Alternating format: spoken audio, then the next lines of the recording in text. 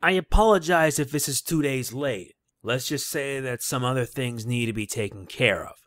Hello everyone, Mega Man NG here, and this is my mid-month update for July 17th, 2017.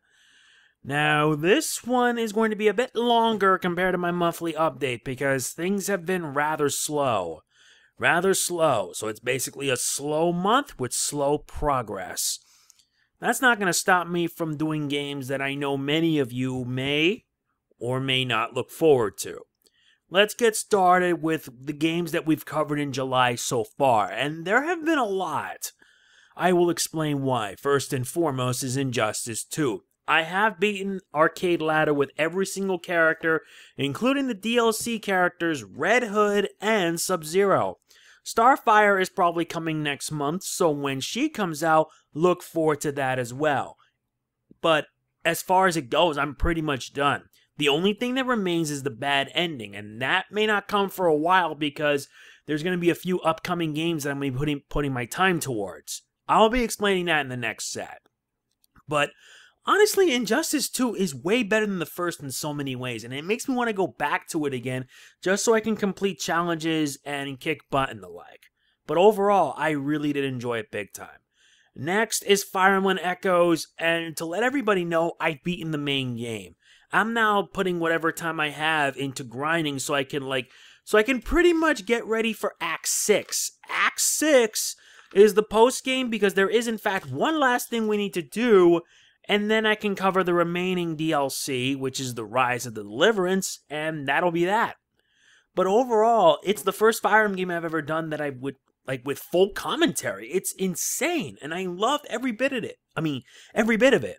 And I do want to thank everyone who took the time to watch it and commented, etc. Anyone who commented on my Fire Emblem Echoes playthrough, you guys get shoutouts, especially people like Tomboy Gamer Gal, Cosmico1993, and anyone else. Same for the Injustice 2 stuff.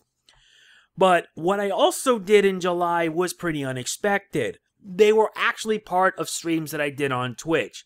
The Twitch streaming stuff I will explain later, but the games that I did do were the Crash Bandicoot N Sane Trilogy, and I started Final Fantasy XII, the Zodiac Age. Regarding Crash Bandicoot N Sane Trilogy, I wanted to do a live stream of it because everyone will pretty much do playthroughs of it. That, and I get to have fun streaming on Twitch again because YouTube is becoming less and less reliable to be used as a platform to continually, support yourself as a full-time job. And plus, I can't be counting all my eggs in one basket. I need alternatives. And VidMe isn't helping as much because my VidMe channel hasn't been growing as of late. It's been growing rather slowly and sluggishly. It doesn't really matter, though, either way, because I may upload less to it until I basically choose to just abandon it completely. I don't really know for sure, but what I can say regarding the N Sane Trilogy, it was a blast to live stream, it was a blast to play, and more importantly, it was a blast to show it off to YouTube. But if you want my thoughts on each of the games, I'll sum it up in 3 sentences. Crash 1 is hard as heck, and believe me, even though there have been some changes, it's still a very hard game. Crash 2 is an improvement, but still a little bit challenging. Crash 3 is one game I will be more than happy to go back to because it is that much fun. It really is that much fun as a video game. Not to mention, there is so much to do in Crash 3, it's insane. Especially if you want to go for 105%, which I did. I did complete Crash 3 with 105%. My stream archives are proof of that. So, yeah, it's worth it, and I hope that we get a Spyro remastered somewhere down the line. Then comes Final Fantasy XII, the Zodiac Age, and that one, well, I just started, and even though not many people are interested in it, it doesn't matter. I'm going to continue it because Final Fantasy XII is one Final Fantasy game I really put a lot of time towards. I still have the original PS2 game. I mean that. I will show a picture somewhere down the line of me holding both Final Fantasy XII on the left and the Zodiac Age on the right, and it further shows that I really was dedicated. Not to mention, I love the Evil East Alliance series of games, like Final Fantasy Tactics A2, the original Final Fantasy Tactics Advance, as well as the original, but I got in the PSP version, War of Alliance. I need to go back and play through that again.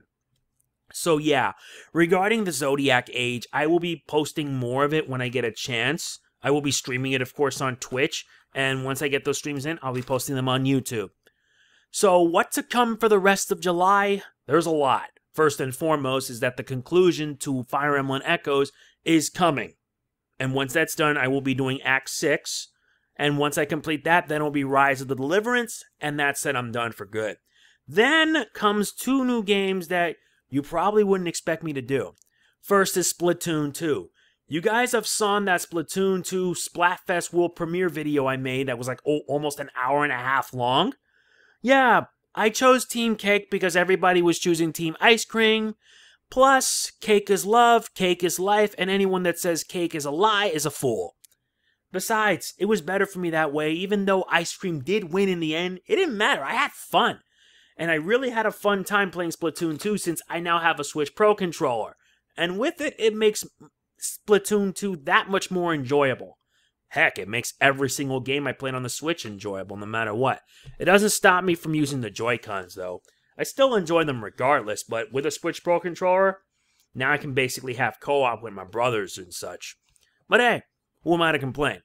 The other game is Hey Pikmin on the 3DS, and I know what you're thinking. Hey Pikmin? You mean that Pikmin spin-off game? Yeah, I am going to be doing it on YouTube.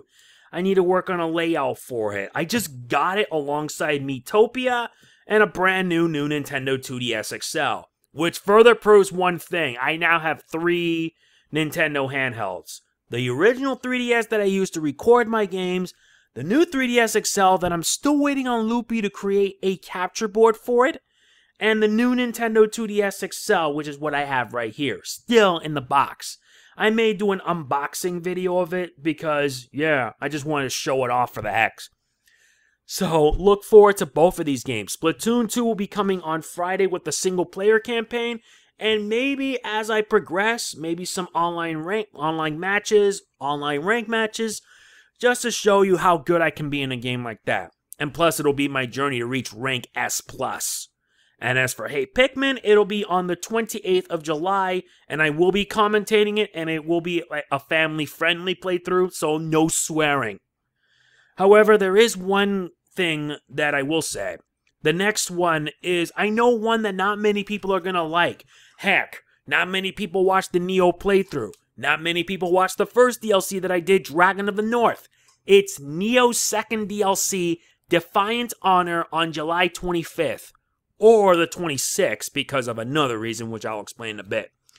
I'm going to say right here, even though I enjoyed Nioh, I hated that it doesn't get that much love on my channel. Yes, I know that Nioh is an M-rated game.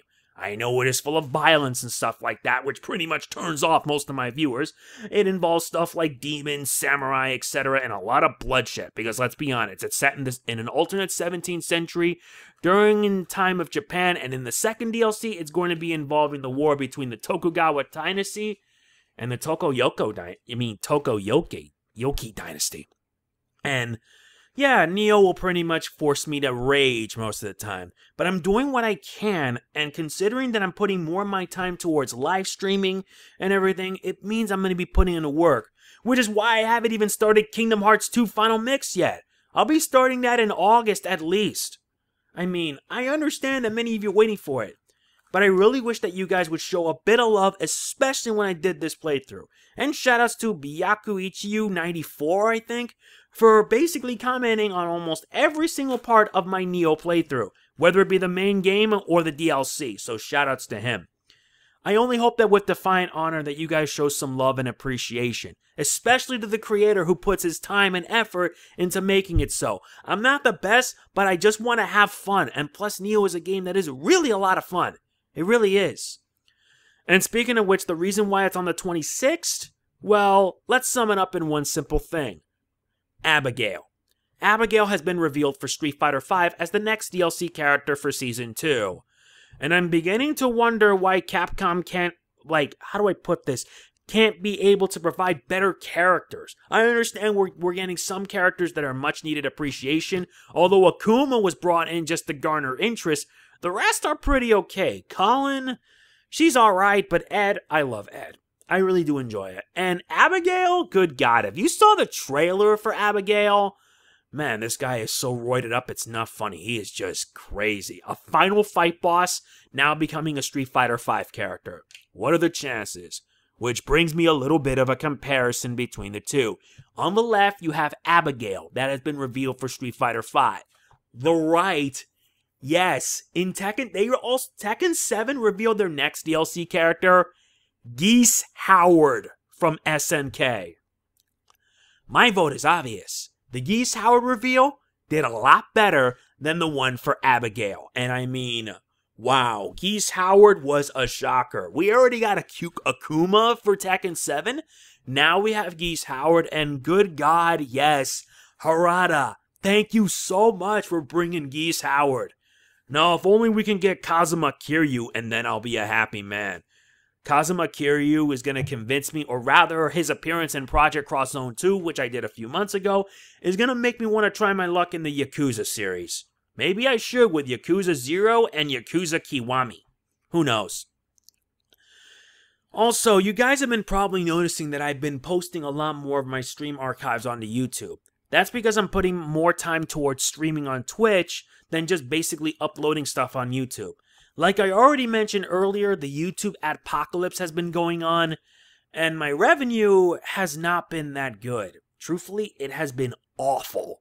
Absolutely awful. Now, I can't show it, but if you want the short version, it hasn't been great. It really hasn't been great, and it doesn't help that viewership has been rather lackluster. Though regarding Fire Emblem and whatnot with Injustice, I'm not complaining. It doesn't really matter. But overall, it has been rather bad. And I need something else to find a way to support myself. Thankfully, you guys know I am a Twitch affiliate partner, meaning I can stream and also have that little subscribe button that's on my Twitch channel. If you see my Twitch channel, that's twitch.tv/DestinyZX1, you'll notice basically a subscribe button. For $5 a month, or free if you have Twitch Prime, you can subscribe to me and provide support. And you get a nice little emote. So, yeah. It's pretty nice. I can only get one emote since I'm basically a Twitch affiliate partner. But if I'm a full-on Twitch partner, I can get a lot more. But hey, I personally find it to be a good thing because this is only going to convince me to keep streaming and keep on growing. If you haven't been following me on Twitch, please make sure you do so. It is twitch.tv/DestinyZX1. It's not that hard. All you just do is follow, and then you get notifications on when I'll be streaming. I mostly stream either like almost every day during the afternoon. They would be like 3 to 4 hour sessions, or 2 hours depending if I have other things I need to do. And that's pretty much that. I stream almost every day, not on weekends because my brother's around, and I have to share the room with him because, yeah, we both have to share it, honestly.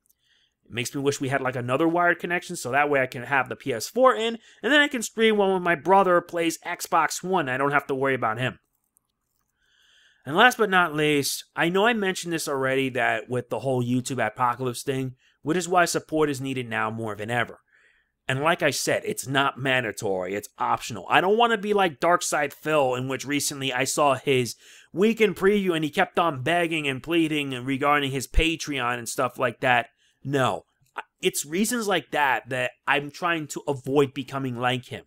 So if you want to support me, there are many ways how. I have a Patreon, of course, and to all my patrons, you guys get a shout out from me at the end of this update.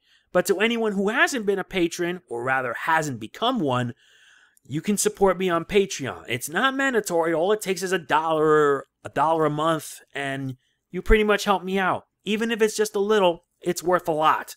There's also my Twitch account, which if you follow me on Twitch, if you subscribe to me for $5 a month, or if you have Twitch Prime, like I mentioned, it's free, you can support me there. There are many ways you can support me. I have a PayPal donation link you can. All of this is optional, not mandatory, because I don't want to force it on any of you. I don't want to force it on my viewers or my subscribers. All my content is free. They're not on a paywall whatsoever because I want to make sure I attract everyone. I don't want to put it on a paywall like DSP does. No way. And plus, I don't want to put a lot of pressure on everybody because I know all of you have other things to do, other people to support. So yeah, what you do is up to you. I'm not going to force it on. If you don't have to if you don't want to. And if you don't want to, it's fine by me. I'm not going to get upset over it. But overall, it would really help me a lot if you did.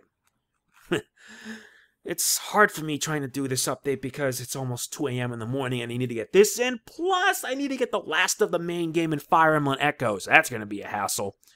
So yeah, that is pretty much it for this mid-month update. It's a long one, so I hope you guys liked it. And if you did, please be sure to hit the like button. It really does mean a lot to me. I look forward to hearing what you think in the comments. And yeah, I'll see you guys next time. Be sure to click on the bell so if you are subscribed to ensure that you be notified of what I upload next and all future uploads. And if you want to be more awesome, please be sure to check out my Patreon. It helps a lot. Thanks for watching. I'll see you guys next time. This is Pikmin NG signing off. Peace out.